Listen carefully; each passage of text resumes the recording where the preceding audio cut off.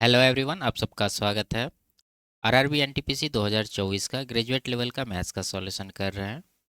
इसमें 5 जून 2025 से 12 जून 2025 तक जितने भी शिफ्ट में एग्ज़ाम हुए सभी शिफ्ट के सॉल्यूशन कंप्लीट हो चुके हैं। इनके सारे वीडियोस प्लेलिस्ट में मिल जाएंगे।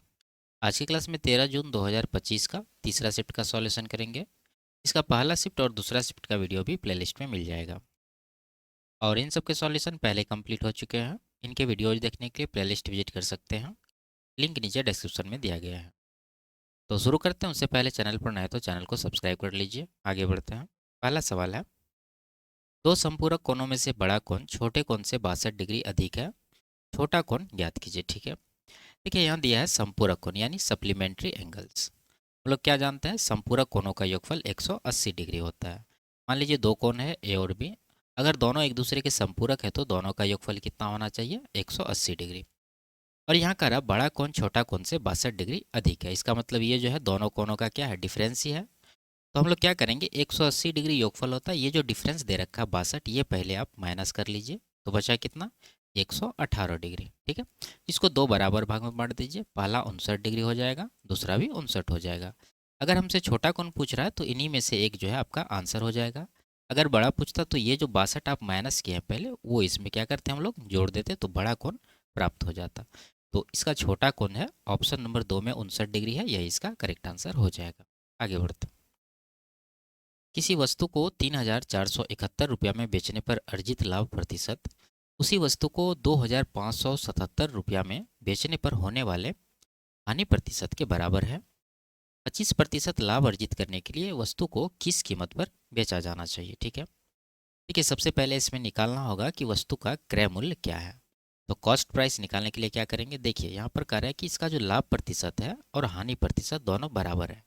जब दोनों बराबर रहता है तो दोनों सेलिंग प्राइस का एवरेज ही इसका कॉस्ट प्राइस होता है। तो पहला सेलिंग प्राइस इतना है, दूसरा ये है। दोनों का एवरेज लेने के लिए क्या करना होगा, जोड़ के 2 से डिवाइड करना होगा। तो जोड़ लेते हैं, ये है 3,000, दो 5,000 हो गया, 4 5 900, 5900 हो गया, इधर 140 यानी 6,040, 8 48, तो 6,048 रुपया टोटल आया है। इसको 2 से डिवाइड करना होगा तो इसका एवरेज कितना आ गया, 3024। ठीक है, तो ये हो गया आपका कॉस्ट प्राइस। अब इस पर चाहिए इसको 25% का प्रॉफिट, तो सेलिंग प्राइस क्या बनेगा, ये 30,024 का कितना वैल्यू होगा, 25% का फ्रैक्शन 1/4 होता है, यानी 4 पर 1 का प्रॉफिट है तो वैल्यू होगा 5/4। ये आपका सेलिंग प्राइस है। अब कटा लीजिए इसको। ठीक है, लास्ट में जीरो आएगा, 5 से गुना होगा तो जीरो के साथ एक ही ऑप्शन है, ये इसका करेक्ट आंसर होगा। ठीक है, आप चेक कर सकते हैं इसको। 4 7 28, 4 पंजे 20, 4 6 24, आप देख रहे हैं 6 पंजे 30, जीरो आ रहा है लास्ट में, ये इसका करेक्ट आंसर होगा। आगे बढ़ते हैं। इसको सरल करना है। ठीक है, तो देखिए यहाँ पर 3 3 6 अंक के पहले पॉइंट है और यहाँ भी 6 अंक के पहले पॉइंट है, तो पॉइंट हटा दीजिए और दोनों को रूट के अंदर ले लीजिए एक साथ। तो ऊपर है 28,224 और नीचे है 784।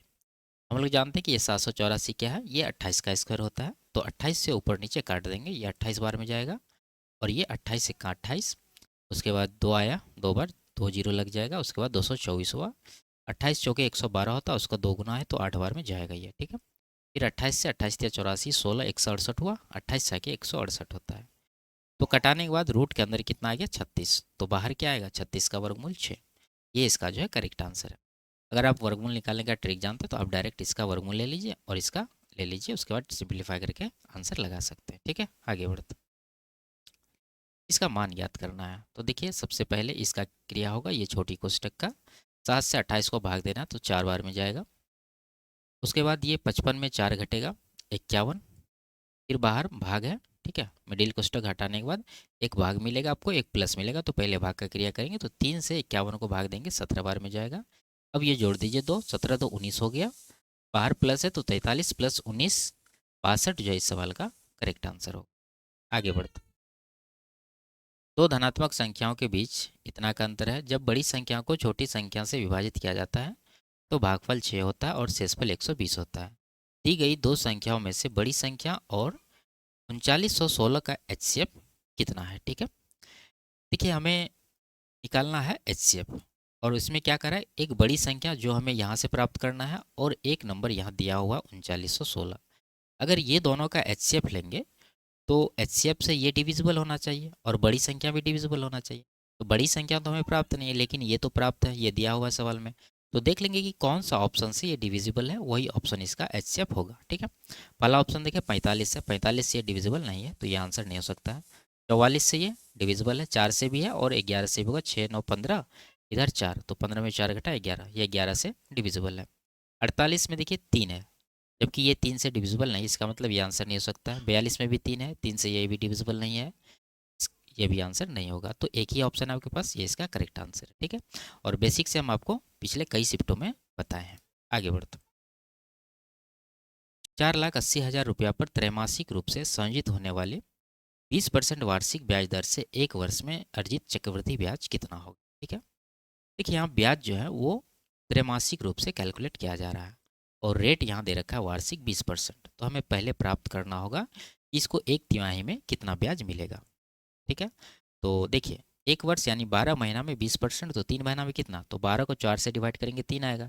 उसी तरह 20 को भी 4 से डिवाइड कर देंगे तो 5% आपको एक तिमाही का रेट मिल जाएगा। और ब्याज निकालना है एक वर्ष का, तो एक वर्ष में टोटल कितने तिमाही, टोटल तिमाही इसमें 4 होंगे। ठीक है, और प्रत्येक तिमाही का रेट इक्वल होगा 5% का। जब रेट इक्वल है तो 4 साइकिल का रेशियो का लगा देंगे यहाँ पर ब्याज निकालने के लिए। क्या होता है, 4:6:4:4 ये होता है। इसमें क्या करना होगा, जो मूलधन दिया है उसका 5% निकालेंगे। ठीक है, तो 4,80,000 का अगर 10% निकाले तो 48,000 आएगा, और यहाँ 5% ही निकालना है, तो 48 का आधा कर दीजिए तो 24,000, तो 24,000 यहाँ पर आ गया। फिर अगला रेशियो में इसका 5%, तो 24×5 = 120 यानी कि 1,200 आ जाएगा। फिर अगला रेशियो में इसका 5%, तो 12×5 = 60। फिर अगला रेशियो में इसका 5% यानी 6×5 = 30, 3 रुपया। अब ऊपर नीचे गुना करके जोड़ देते हैं, यही आपका ब्याज होता है। तो गुना करेंगे तो सब जगह जीरो है ही, और यहाँ पर देखिए 3 × 1 = 3, यानी इकाई अंक 3 बनने वाला है। 3 इकाई अंक के साथ एक ही ऑप्शन है, ये इसका करेक्ट आंसर हो जाएगा। ठीक है, पूरा कैलकुलेट करने की आवश्यकता नहीं है। आगे बढ़ते, यदि दो संख्याओं ए और बी का अनुपात 5:3 है तो इसका मान ज्ञात करना है। ठीक है, रेशियो में दिया है और रेशियो हमसे पूछा जा रहा है, वैल्यू रख दीजिए। ए का कितना है 5, तो 5×3 = 15, माइनस बी का कितना है 3 है, तो 3×2 = 6। उसके बाद ए का 5 है तो 5×6 = 30 हो गया यहाँ पर, प्लस बी का 3 है तो 3×2 = 6 हो गया। तो 15 में से 6 घटा 9, इधर 30×6 = 36, काट देंगे 9 से एक बार में, 9 से 4 बार में, तो 1:4 इसका जो है करेक्ट आंसर हो जाएगा। आगे बढ़ते, 60 मीटर ऊंची इमारत के शीर्ष से एक लैंप पोस्ट के शीर्ष और तल के अवनमन कोण क्रमशः 30 डिग्री और 60 डिग्री है। लैंप पोस्ट की ऊंचाई ज्ञात कीजिए। ठीक है, देखिए मान लीजिए कि ये जो है आपका क्या है, इमारत है जिसका ऊंचाई दे रखा है 60 मीटर, और एक छोटा सा है ये लैंप पोस्ट मान लेते हैं, और ये है आपका समतल जमीन। अब यहाँ से इस शीर्ष से, इमारत के शीर्ष से अगर लैंप पोस्ट के शीर्ष को देखेंगे, यहाँ पर ये जो एंगल बनेगा यहाँ पर अवनमन कोण, वो कितना का बन रहा है 30 डिग्री का। ठीक है, आप इसको मिला दीजिए इस तरह से, ये दोनों क्या होता है पैरेलल होता है। ठीक है, तो ये जो एंगल बन रहा है ये है 30 डिग्री का। उसी तरह से कह रहा है कि इसके तल को जब देखा जाता है, यानी लैंप पोस्ट का तल यहाँ पर है, अगर शीर्ष से तल को देखेंगे तो इस तरह से आपका मिलाने के बाद ये एंगल बनेगा, और ये है कितना डिग्री का 60 डिग्री का। और लैंप पोस्ट की ऊंचाई यानी कि ये वाला हाइट आपसे पूछा जा रहा है। अगर ये दोनों लाइन समांतर है तो जो हाइट इसका है वही हाइट इसका भी होगा, यानी ये दोनों क्या होगा बराबर होगा, तो हम लोग इसका निकाल लेंगे। तो देखिए रेशियो लगाइए, ये 30 डिग्री है तो 30 के सामने 1 होता है, और ये पूरा कितना हो गया 60। जब 30 के सामने 1 है तो 60 के सामने कितना होगा √3 होगा। जब ऊपर वाला √3 है तो नीचे वाला भी √3 होगा। अब बड़ा वाला ट्राइंगल में आइए, ये 60 डिग्री है तो ये कोण कितना होगा 30 डिग्री का। अब देख रहे हैं 30 डिग्री के सामने √3 है, तो 60 के सामने कितना होगा √3 का √3 गुना, यानी कि 3 यूनिट हो जाएगा। यानी ये 3 यूनिट जो है ऊपर से नीचे तक का वैल्यू है, और ये जो 1 यूनिट है वो ऊपर से लेके ये आधा दूरी तक का वैल्यू है। ठीक है, अब आप आराम से निकाल पाएंगे। ये टोटल कितना आया 3 यूनिट, जबकि दिया कितना था 60 मीटर, तो 3 यूनिट का वैल्यू 60 मीटर है। हमसे पूछा जा रहा है लैंप पोस्ट की ऊंचाई, यानी ये यहाँ से लेके यहाँ तक का डिस्टेंस निकाल देंगे तो ये यही दूरी ये भी है। तो टोटल 3 है, ऊपर वाला 1 है, तो बाकी ये कितना बचा 2, तो 2 यूनिट का वैल्यू आप निकाल दीजिए। 3 का 20 है, ये 3 का 60 है, कितना गुना है 20 गुना, तो इसका भी 20 गुना कर देंगे तो 40 मीटर जो है आपका आंसर होगा ऑप्शन नंबर 4। आगे बढ़ते, बिना रुके एक लोकल ट्रेन 88 किलोमीटर प्रति घंटा की औसत चाल से चलती है। और रुकने के साथ 24 किलोमीटर प्रति घंटा की औसत चाल से चलती है। 528 किलोमीटर लंबे मार्ग पर रुकने के लिए लोकल ट्रेन द्वारा लिया गया कुल समय कितना है? ठीक है, देखिए टोटल दूरी इसको कितना जाना है? 528 किलोमीटर। अगर वो बिना रुके चले तो उसका एवरेज स्पीड क्या है? 88 किलोमीटर। तो देखेंगे कि बिना रुके अगर वो इस दूरी को कवर करेगा तो कितना टाइम लेगा? वो 88 से इसको डिवाइड कर देंगे। ठीक है, तो 8×6 = 48, 8×6 = 48, यानी 6 बार में ये कट जाएगा, यानी कि इसको 6 घंटे का टाइम यहाँ पर लग रहा है। अगर वो रुक कर चलती है तो उसका एवरेज स्पीड क्या है? 24 है। अब देखते हैं कि ये 528 किलोमीटर को ये रुकने के साथ जो स्पीड है 24, इससे कितना टाइम इसको लग रहा है? तो 24 से इसको डिवाइड करना होगा, 24×2 = 48 और 24×2 = 48, यानी 22 आवर का टाइम यहाँ पर लग रहा है।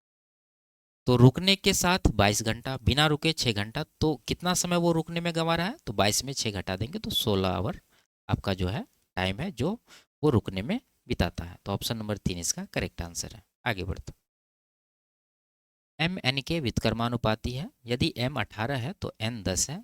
यदि एन 9 है तो एम का मान ज्ञात कीजिए। ठीक है, ये सिंपल सा है। यहाँ पर कह रहा है एम जो है एन के व्युत्क्रमानुपाती है, तो आप इसको इस तरह से लिख सकते हैं।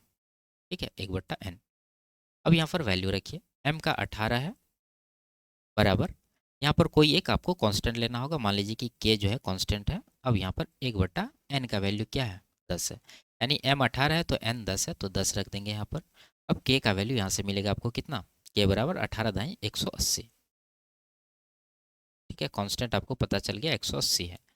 अब इसी में आप ये वैल्यू रखिए, एन 9 है तो एम का मान पूछ रहा, तो एम निकालना है बराबर, पहले कांस्टेंट ले लेंगे 180 गुना 1/n। एन कितना है? 9 है, तो 9 ले देंगे, 9 से इसको कटाएंगे 20 बार में, तो एम का वैल्यू कितना आ गया? 20 आ गया। तो 20 ही सवाल का करेक्ट आंसर है, ऑप्शन नंबर 4 में दिया हुआ है।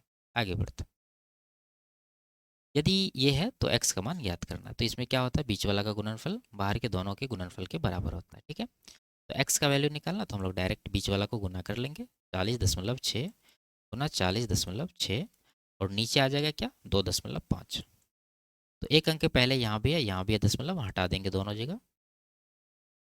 तो देखिए ऑप्शन बड़ा है और इकाई अंक सबका अलग है, तो कटा लेंगे 25 से, ये कट ही जाएगा।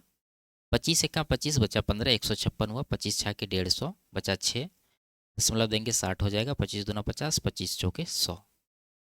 अब देखिए 6 है यहाँ पर इकाई अंक और यहाँ पर 4 है, तो गुना करने के बाद 6 चौके 24, इकाई अंक कितना बनना चाहिए? 4 बनना चाहिए।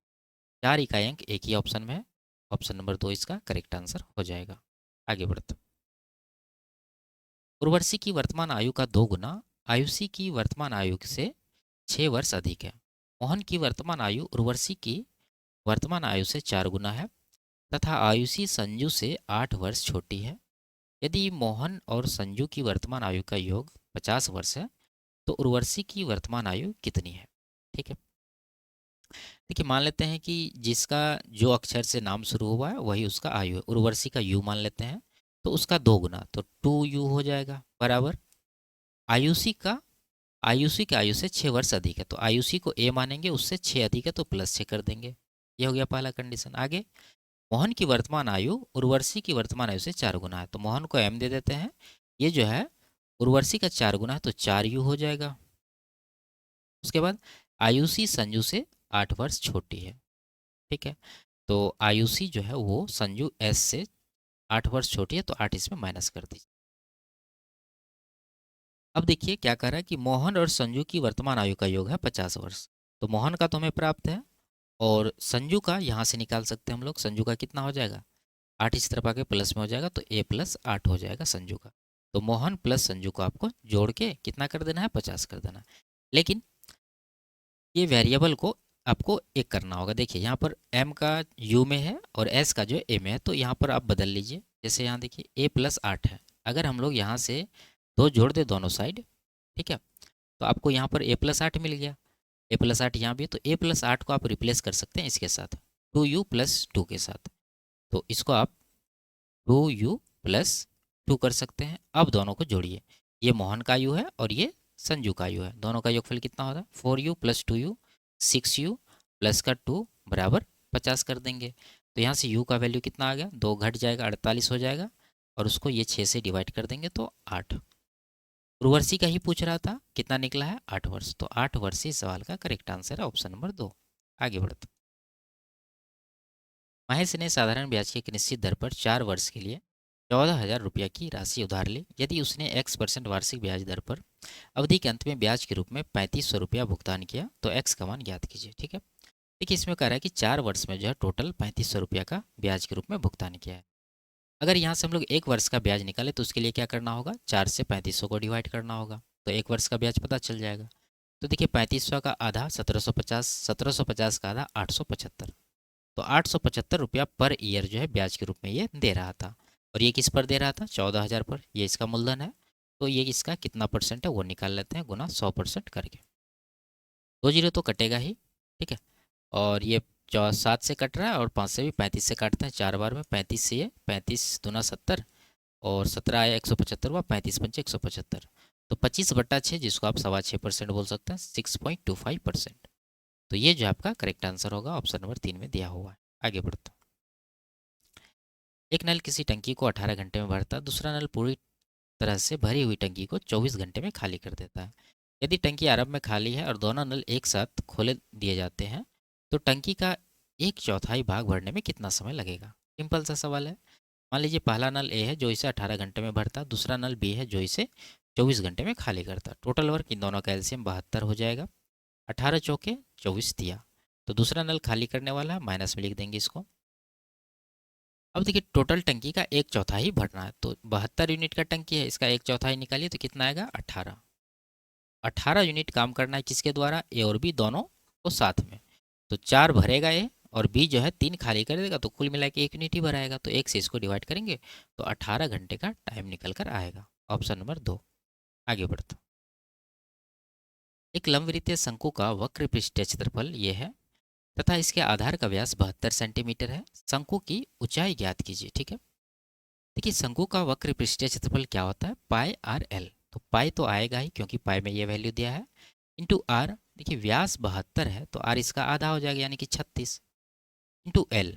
एल हमें निकालना है। उसके बाद ये है 5904 पाई। तो पाई तो दोनों तरफ कटेगा ही, इसको काट देंगे 36 से, 18 से काटते हैं 2 बार में, 18 × 54 50 हुआ, 18 दूना 36, 14 144, 18 8 144, 2 से ये कट जाएगा 164। तो एल आ गया कितना, 164। और यहाँ से आपको रेडियस पता है आर कितना था, 36। आपको निकालना है एच, ऊंचाई, यही पूछ रहा था। ठीक है, तो देखिए यहाँ पर आपको ट्रिपलेट खोजना होगा इसमें। तो आर देखिए 36 है, अगर इसमें हम लोग 4 से डिवाइड करें तो 9 गुना 4 आएगा। ठीक है, और 4 से इसको भी डिवाइड करेंगे तो 4 चौके 16, 4 1 4, 41 गुना 4 आएगा ये। तो यहाँ पर आप देख रहे हैं कि 9 है 41 है, तो 9 41 के साथ कौन सा ट्रिपलेट होता है, 40 होता है। ठीक है, 9 40 41 का ट्रिपलेट होता है। अगर इन सब में 4 का गुना है तो इसमें भी 4 का गुना होगा, तो वैल्यू क्या बनेगा, 40 गुना 4 160। तो 160 सेंटीमीटर ही इसका ऊंचाई होगा। ऑप्शन नंबर 3 इसका करेक्ट आंसर है। आगे बढ़ते, इसको सरल करना है। ठीक है, तो देखिए सबसे पहले यहाँ पर कोष्टक को सॉल्व करेंगे। क्या हो जाएगा जोड़ के, 91 + 26 117। 39 से 117 को काट देंगे 3 बार में, 96 गुना 3 करना है, तो 90 गुना 3 270 + 18 288, उसमें माइनस करेंगे 103, तो कितना आ गया 100, इधर 85, तो 185 इस सवाल का करेक्ट आंसर। आगे बढ़ते, एक टंकी के तल में एक होल है जिससे पानी रिस रहा है। एक नल टंकी को 8 घंटे में भर सकता है और तल का होल 12 घंटे में पूरी तरह से भरी हुई टंकी को खाली कर सकता है। यदि नल और होल दोनों खुले हो तो खाली टंकी को पूरी तरह भरने में कितना समय लगेगा। ठीक है, तो मान लेते हैं नल जो है भरने वाला उसका नाम ए है जो इसको 8 घंटे में भर सकता है, और खाली करने वाला होल का नाम बी है जो इसको 12 घंटे में खाली करता है। तो टंकी का टोटल कैपेसिटी इन दोनों का एलसीएम 24 हो जाएगा। 8 × 24, 12 दूना 24, तो ये खाली करने वाला होल है तो इसको माइनस में लिखेंगे। अब दोनों को साथ में इसको भरना है, तो टोटल वर्क तो 24 है। जब दोनों साथ चलेगा तो 3 भरेगा, ये 2 खाली करेगा, तो कुल मिला के 3 - 2 1 यूनिट ही भराएगा, तो 1 से इसको डिवाइड कर देंगे तो 24 घंटा इसका आंसर होगा। Option number 4। आगे बढ़ते हैं। एक व्यक्ति को प्रति माह 4900 रुपया वेतन मिलता है। वह हर महीने अपने वेतन का 17% बचाता, तो उसका प्रति माह व्यय कितना है। ठीक है, वेतन कितना है 4900, अगर 17% बचाता है तो वो खर्च कितना करता है, 100 - 17 यानी कि 83% वो खर्च करेगा। क्या 100% उसका वेतन होगा जिसमें 17 बचाता है, 83 खर्च करता है। तो इसका 83% हम लोग निकाल देंगे क्योंकि खर्च हमसे पूछा जा रहा है। तो 2 जीरो तो कटेगा ही, उसके बाद 9 या 27 7 आ रहा है, एक अंक एक ऑप्शन में है, ये इसका करेक्ट आंसर हो जाएगा। आगे बढ़ते। एक आदमी अपने मासिक वेतन का 75% घर के किराए पर खर्च करता है। यदि हर महीने वह 653 रुपया परिवहन पर और इतना रुपया किराने पर खर्च करता है और शेष 446 रुपया बचाता है, तो उसका मासिक वेतन कितना है? ठीक है, देखिए वेतन तो 100% होगा, जिसमें वो 75% जो है घर के किराए पर खर्च करता है, तो बचा कितना? 25%। तो कहने का मतलब ये है कि बाकी 25% में ही उसका ये सब खर्च है, ये जो परिवहन पर है, किराने पर है, और बचत भी इसमें शामिल है 25% में। तो 25% का वैल्यू ये टोटल योगफल के बराबर होगा। तो सबको जोड़ लेंगे, 62 4 66 6 72, 7200 इधर हो गया, इधर 20 40 60 50 110, 7310 हो गया। 9 ये 15 3 18, तो 7310 प्लस 18 7328, 25% का वैल्यू है। हमसे मासिक वेतन पूछ रहा है, यानी कि 100% का वैल्यू निकालना है। तो देखिए 25 का 4 गुना, तो इधर भी 4 गुना करेंगे। जब 4 गुना आप करेंगे तो 8 चौके 32 इकाई अंक 2 मिलेगा आपको, एक ही ऑप्शन में दिया है, ये इसका करेक्ट आंसर हो जाएगा। आगे बढ़ते। 24 पुस्तकों का विक्रय मूल्य 30 पुस्तकों के क्रय मूल्य के बराबर है, हानि अथवा लाभ प्रतिशत ज्ञात कीजिए। तो यहाँ से सीपी और एसपी का क्या रेशियो आएगा? क्रय मूल्य में कितने पुस्तक? 30, तो 30 चला जाएगा सेलिंग प्राइस, और विक्रय मूल्य के साथ 24 पुस्तक है तो ये आ जाएगा क्रय मूल्य में। ठीक है, दोनों एक दूसरे का रिवर्स होता है। तो यहाँ पर देखिए 24 का सामान 30 में बेच रहे हैं, 6 का प्रॉफिट है किसके ऊपर? 24 के ऊपर। एक का 6 6 चौक 24, 1/4 25%, ऑप्शन नंबर 2 में दिया हुआ है। आगे बढ़ते। एक द्विघात समीकरण ये है, और इसमें कह रहा है के का वह मान ज्ञात कीजिए जिसके लिए समीकरण के वास्तविक मूल बराबर होंगे। ठीक है, देखिए जब मूल वास्तविक और बराबर होते हैं तो क्या कंडीशन होता है? डिस्क्रिमिनेंट हमारा जीरो होता है, यानी डी का वैल्यू जीरो होगा। तो डी निकालने के लिए क्या करते हैं? बी स्क्वायर माइनस 4ac, तो बी हो गया -6, -6 का स्क्वायर 36। ठीक है, उसके बाद 4ac, 4 इंटू ए कितना है? 1 है, सी कितना है? के है, तो 4 के हो जाएगा बराबर जीरो। तो यहाँ से के का वैल्यू कितना होगा? इधर जाके प्लस में हो जाएगा, 4 से 36 को डिवाइड करेंगे तो 9 आएगा के का वैल्यू। तो 9 ही इस सवाल का सही आंसर है। आगे बढ़ते। एक सोफे का अंकित मूल्य 578 रुपया है, जो क्रय मूल्य से 34% अधिक है। यदि लाभ प्रतिशत 10 है तो छूट प्रतिशत ज्ञात कीजिए। ठीक है, देखिए हम लोग क्रय मूल्य मान लेंगे, कॉस्ट प्राइस 100 यूनिट है। अगर वो क्रय मूल्य से 34% अधिक है अंकित मूल्य, तो इसका अंकित मूल्य कितना बनेगा? 100 प्लस 34 134।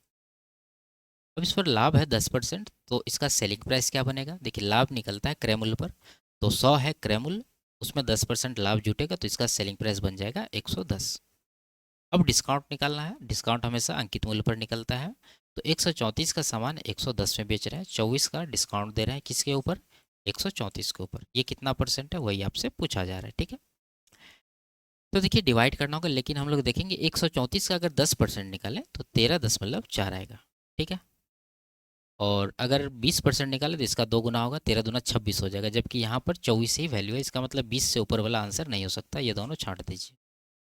अगर ये 10% है और हमें जाना है 24 के करीब, तो इसका अगर 1.5 गुना भी कर दें तो 13 6 19 20 के करीब आएगा, जबकि यहाँ 24, इसका मतलब 15% के आसपास वाला भी आंसर नहीं होगा। उसके बाद एक ऑप्शन है आपके पास, ये इसका करेक्ट आंसर हो जाएगा। ठीक है, आगे बढ़ते। निम्नलिखित बंटन का माध्य ज्ञात कीजिए। तो थोड़ा सा कैलकुलेशन है इसमें, गुना करके आपको जोड़ना होगा। तो ये गुना कर लेते, कितना होगा? 12 अट्ठे 96, यानी 100 गुना 12 कर दीजिए तो 1200 हो गया, उसमें आप 24 माइनस कर देंगे तो 1176 बनेगा वैल्यू। उसके बाद 22 गुना 74 करना। ठीक है, तो ये गुना कर लेंगे, 22 चौके 88 बचा 8, 22 सत्ते 154 8 162, ये आ गया कितना? 1628। ठीक है, उसके बाद 58 गुना 17 करना है, तो 17 गुना 60 कर दीजिए, 102, यानी 1020 हुआ, उसमें 17 दूना 34 माइनस कर देंगे तो 986 आ जाएगा। उसके बाद 79 गुना 28 करना है, तो कितना हो जाएगा? 28 गुना 80 कर दीजिए, यह हो जाएगा 224, यानी कि 2240 हुआ, उसमें 28 माइनस करना होगा क्योंकि एक बढ़ा के गुना किए हैं, तो ये कितना होगा? 2212, 2212 यहाँ से आ गया। 89 गुना 44 करना है।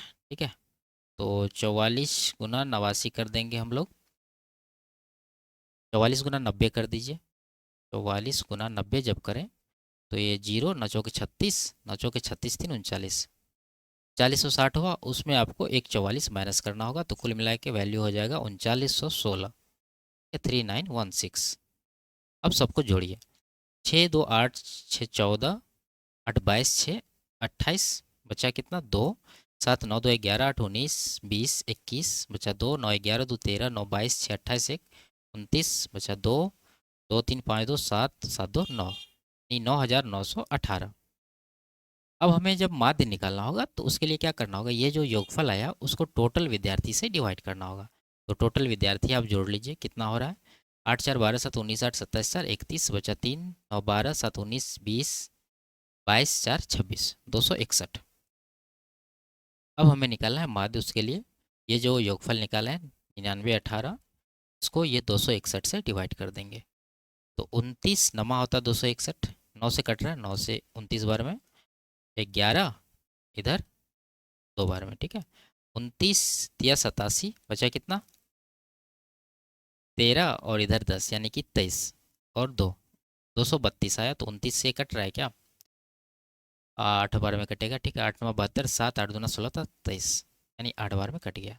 तो 38 जो है इसका माध्य आया है, ऑप्शन नंबर 2 में दिया है, ये इसका आंसर होगा। आगे बढ़ते, निम्नलिखित आंकड़ों की माध्यिका क्या है, ठीक है। तो सबसे पहले आपको इसमें देखना होगा कि इसमें टोटल कितने प्रेक्षण है। तो 3 3 6 3 9 2 11, n11 यानी विषम है, तो बीच वाला जो है प्रेक्षण इसका माध्यिका होगा। और वो इसको आरोही क्रम में लिखने के बाद, पहले इसको आरोही क्रम में लिखना होगा। लेकिन अगर n11 है तो बीच में कौन सा पद आएगा, छठा पद। तो हम लोग 6 पद तक बढ़ते क्रम में लिखेंगे और छठा पद जो है आपका आंसर बन जाएगा। तो लिखते हैं, सबसे छोटा यहाँ पर 13 है तो 13 आ जाएगा। उसके बाद 13 के बाद आपका 25 है, ठीक है। उसके बाद 27 है, उसके बाद क्या है 28 भी है, उसके बाद 43 है, 5 हो गया छठा पद। 43 के बाद क्या है 57, ठीक है 57 ही आएगा। तो 57 जो है आपका छठा पद, यही इसका माध्यिका होगा, ऑप्शन नंबर 2। आगे बढ़ते, निम्नलिखित का औसत ज्ञात करना, जोड़ के भाग कर देंगे।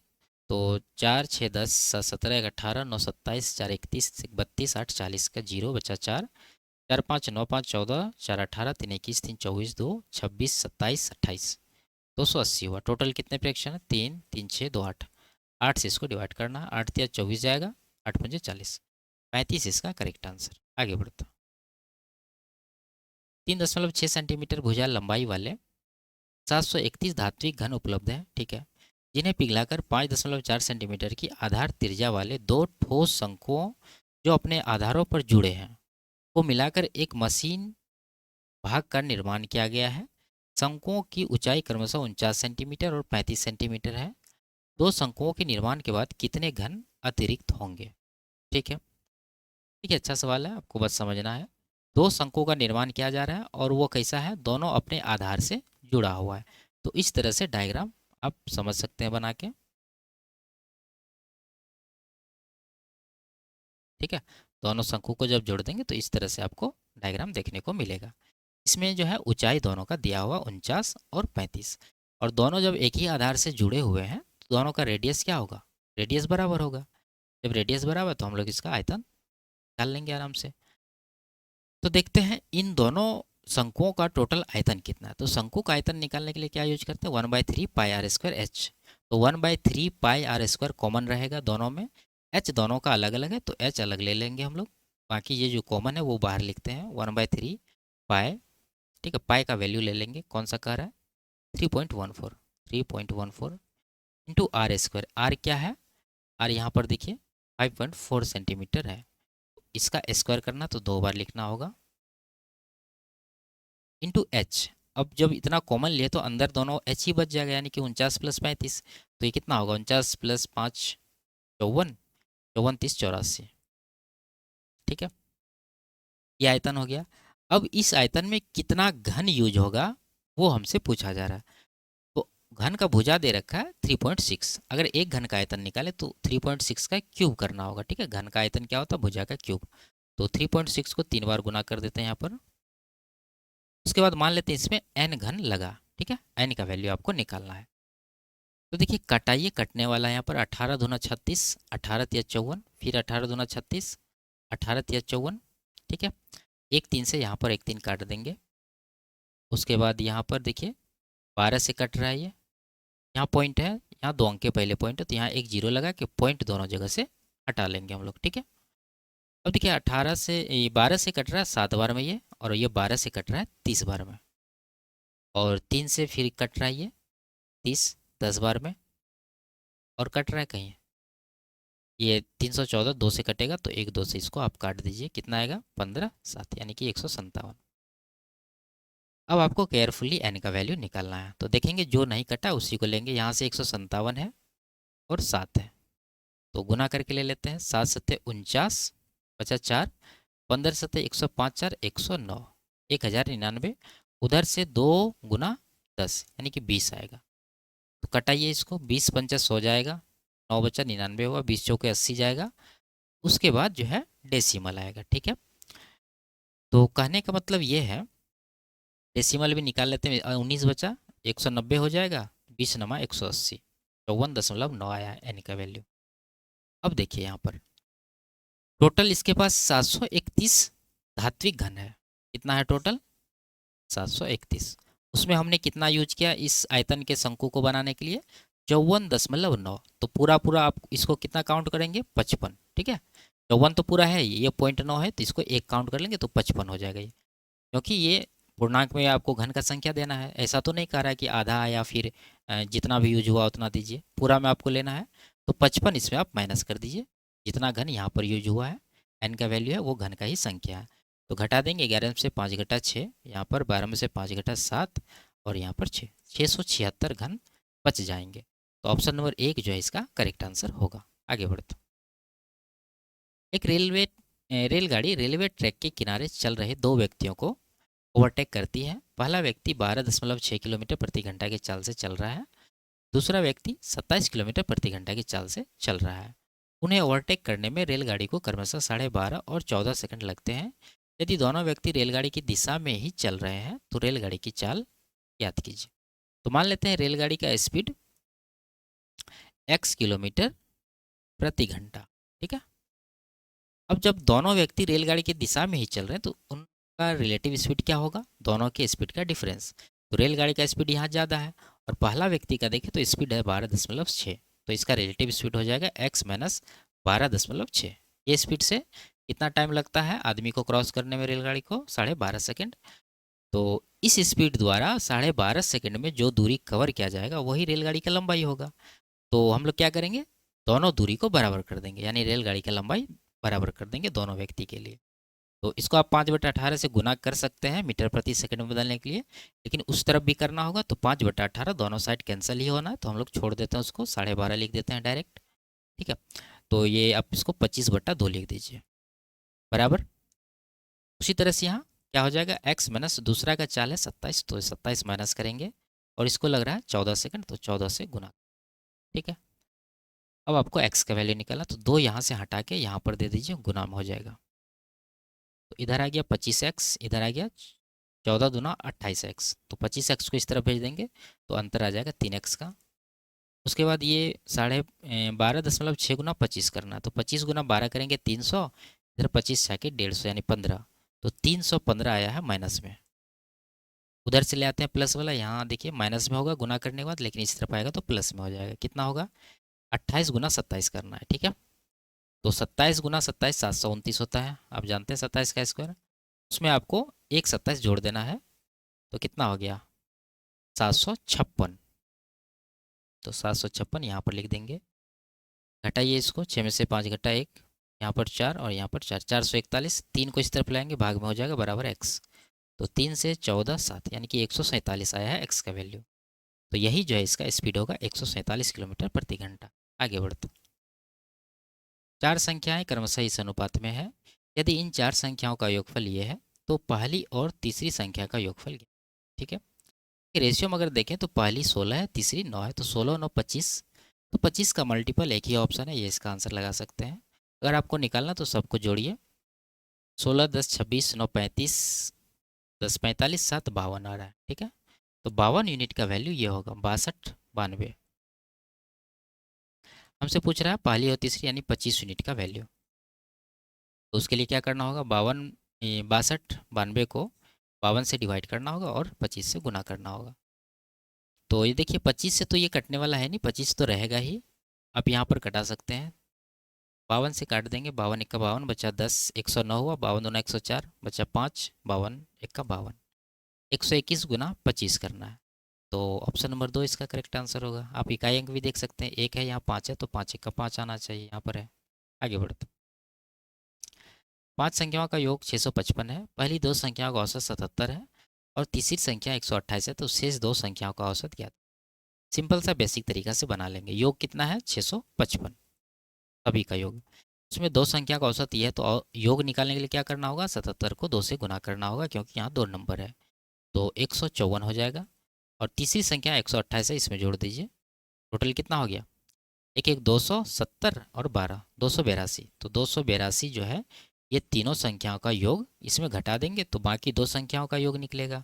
उसका एवरेज निकलना तो 2 से डिवाइड कर देंगे बाद में। तो यहाँ 3 आया, यहाँ 7 आएगा और यहाँ पर 3 आएगा, 373। इसको 2 से डिवाइड करेंगे तो 18 दूना 36, 2 छः के 12, यहाँ पर 5, 186.5 इसका सही आंसर होगा। आगे बढ़ते, रेखाएं L1 और L2 एक तिर्यक छेदी रेखा द्वारा काटी गई समांतर रेखाएं हैं।